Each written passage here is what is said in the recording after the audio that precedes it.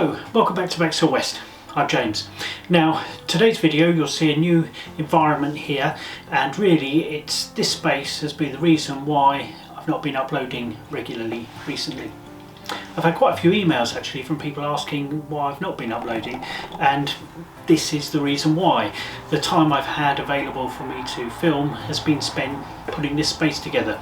So this is going to be a new studio space in which I can set up my 3D printers. I've obviously got the laser cutter here and various other bits of equipment, some of which I'll show you in this video, and hopefully I'll be able to, once it's all finished, I'll be able to get lots and lots done in here, and the video production rate will hopefully go through the roof.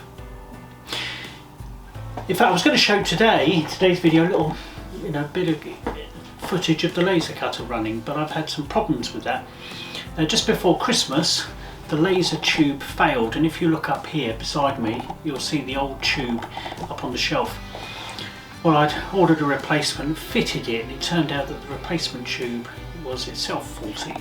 So I'm now in discussions with the company that supplied it, and hopefully they'll be able to send me another one out before too long. So I can't actually do any laser cutting at the moment, but when I can, this will be the machine on which I do it, and hopefully you can see it's quite a nice sized machine, and there's plenty that I can do with it. So I look forward to sharing all of that on the channel, and I'm hoping in the next week or so that'll be up and running again. So a little bit later I'll give you a better overview of this space. You'll be able to see sort of how big it is and some of the equipment that's already in here, although a lot of that may change as I get the place finished off. But for the bulk of this video we're going to return to the brake van build, which if you remember from a previous video I couldn't finish because I misplaced the axle guards. Well, it turns out I hadn't misplaced them, I'd actually already fitted them. I just had forgotten I'd done it, and it wasn't until I got replacements through the post and I made them up and went to fit them that I realised, like a fool, that I'd already done so. And in fact, in the video, right at the point, in my last video, right at the point where I was explaining I'd lost them, they were actually there on full view. No one picked up on it. So anyway, there we go. So I'm going to finish that off. There have been a few problems with that kit that I'm not really that impressed with, and to be honest with you, my mojo for it has dwindled slightly. Anyway, I'll get that finished off, and then later on we'll come back and have another look at this space. Cheers. So with the axle guards found, already soldered to the base of the wagon, the next thing to do is to fit the springing units, and I've got one of them here set up in my little vise. Now this isn't the ideal situation for soldering these. The mass of the metal jaws of the vise might suck a bit of heat out of this, but it doesn't really matter, it works. I've set it up like this so the camera can pick it up. You can see the etch there, I've fluxed that, I'm dropping in the little bearing, and I'll solder that in just a sec. You could see the piece of music wire, that's the 11th thou guitar string, that clips into the top of that little etch, and that's going to form our spring, our suspension. We'll see that in just a minute. So a little bit of heat on here, and once the solder's up to temperature, there we go, flashes round, job done. We can move on and do another one now. So that's ready to install into the wagon. Now I've got another one here, and you can see the problem with these things. Sometimes can be a bit fiddly getting them to attach to the bit of music wire.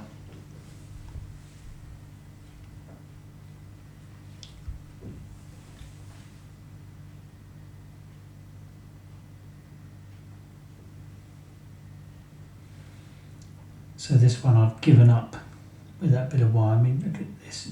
Wait for it, wait for it. Oh, there we go. This seemed to be my problem throughout this job. It's popping out the vise. Of course, you don't want to squeeze it in there too tight. I don't want to bend it. Anyway, we'll have another little go at this.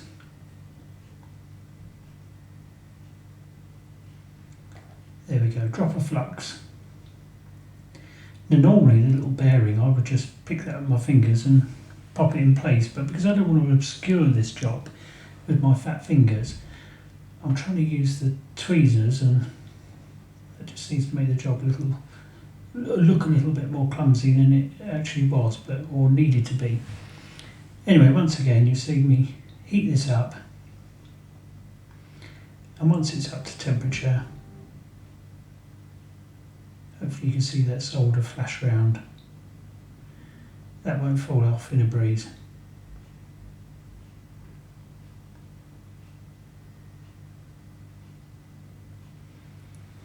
So a little check with a magnifying glass that the solder's doing its job properly, and then we can fit them. And you can see the sprung unit here, and you can see how that bit of guitar string makes for quite a pleasing suspension setup.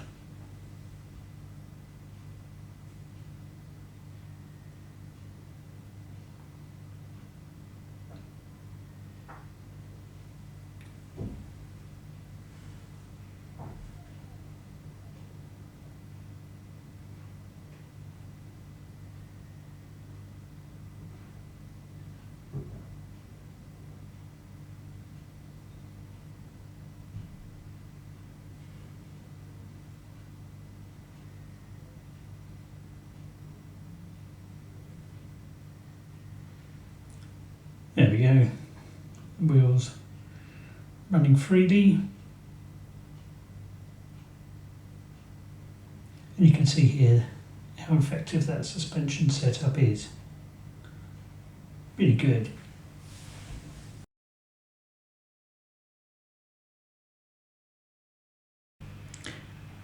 So the next job was to tackle some of the white metal fittings, and in this case we're going to have a look at the springs and the axle boxes.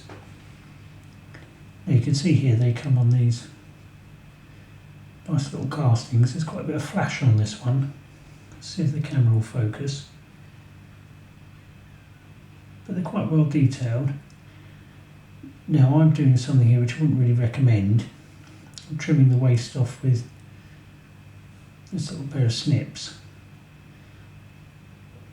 and I would advise some caution here. It'd be very easy for the wedge action of those snips to deform the casting, but I think I've got away with it.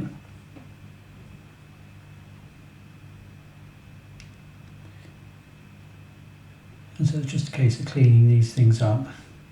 I've got some nice little files here. They're nice in that they're cheap and nasty, so I don't mind using them on this particular job.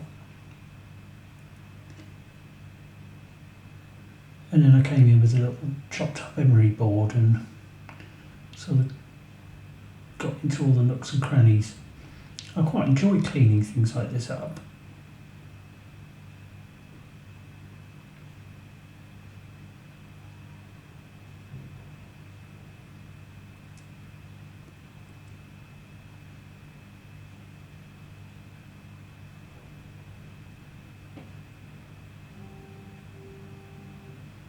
There we go, and you can see how that's going to fit on. It's going to look quite nice. Now I'll just linger on one other detail before we move on, and that is that the back of the axle box needs to be relieved and have a little slot put in it. There we go, you can just see it. And that's to allow the sort of pinpoint brass bearing to slide up and down on the suspension.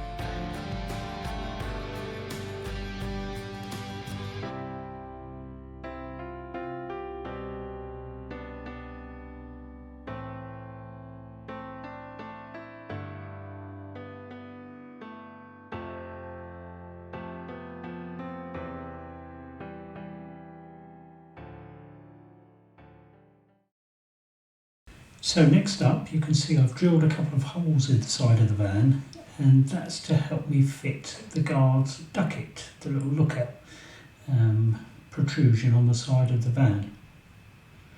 So if I drop the casting in, it's a white metal casting, and that's sort of roughly where it goes.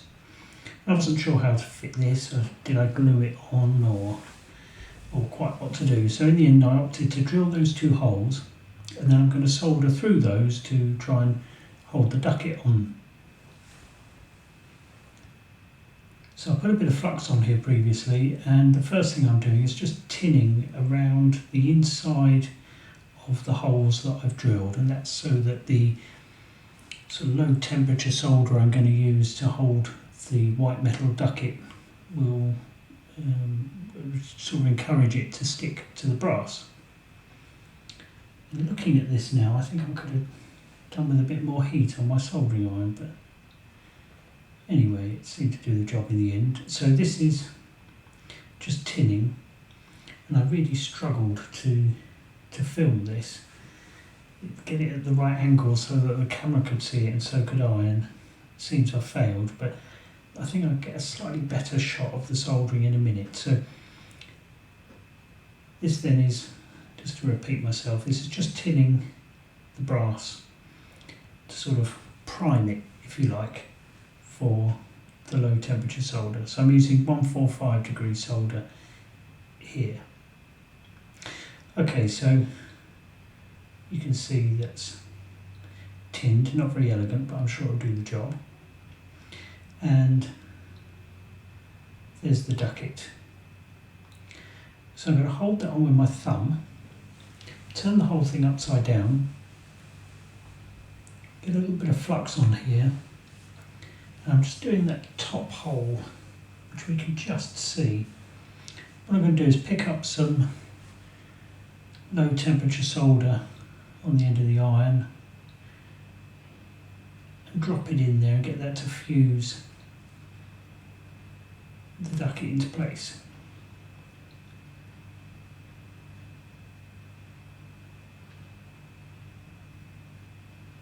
You can sort of tell when you've got enough heat because the solder flows nicely, and it'll leave a nice little crater.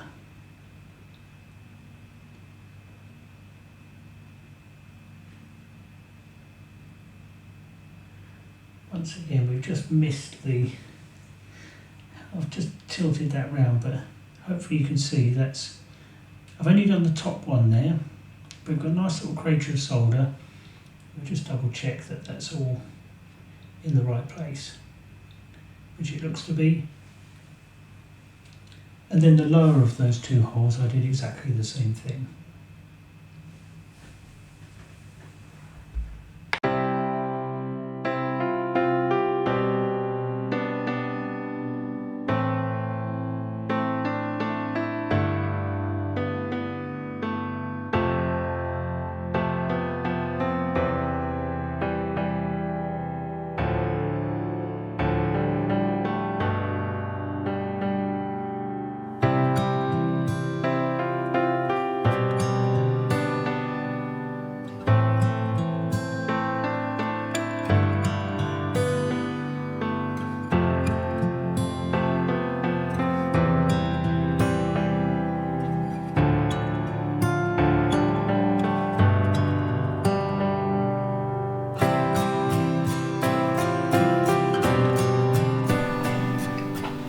So I promised a quick overview of the space, and this is it.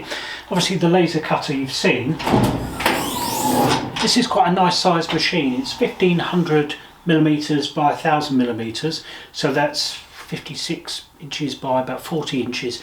That's plenty big enough for most things that I want to do, and hopefully can produce lots of really nice stuff for the channel. Now, it's the proceeds of my online shop that paid for this, and I'm well aware and grateful of the support that many people have shown me in sort of buying the stuff. So I've got some ideas how we might open source the use of this a little bit.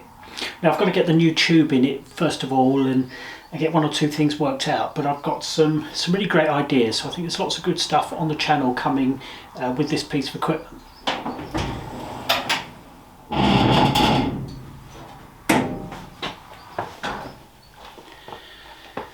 So turning the camera around, I've got sort of a fairly nice long wall here and a little bit of bench space. Now this is just covered up with clutter at the moment, but my 3D printers will all sit here. This will be my mini print farm, and again we've got this slat wall stuff up on the wall here, which currently it's just got some junk up here, but this will have some shelving of stuff, tools and what have you, but also is a nice space to lay out large drawings. I've got some super engineering drawings that I'll be able to pin up here for certain videos, so I'm hoping that this will prove to be really useful.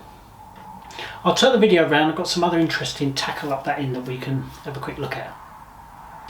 So then, this is the other end of the studio. This is the wall that you've just seen, sort of from up there a bit, and under this worktop I have a sink for dealing with chemicals, because behind me here I've got my 2 etch machines, and under this countertop here are a couple of chemical processing tanks.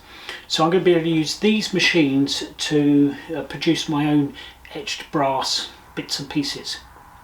Now I've been doing lots of etched brass work recently, and the sort of the level of detail and what have you that can be achieved when working with etched brass is fantastic.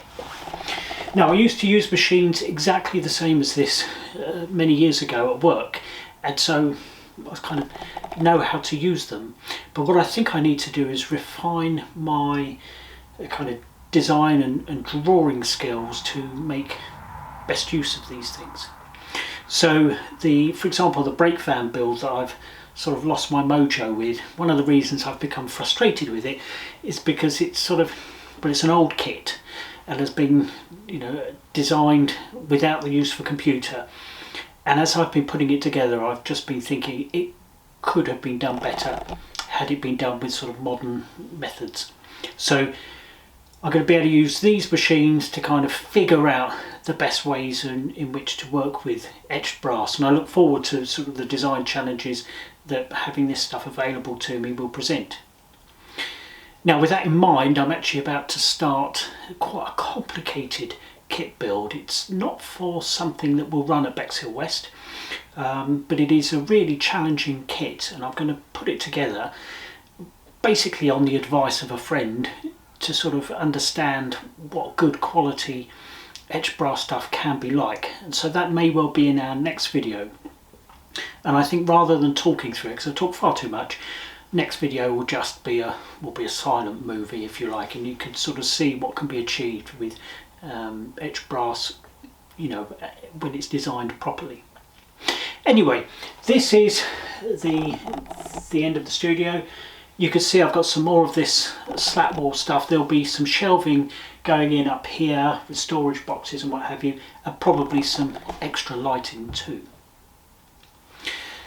Now I'm aware this is the first time I filmed in this space, and it's presenting all manner of challenges, particularly focusing the camera, and you will have already noticed in this shot in particular the camera's refocused 2 or 3 times already.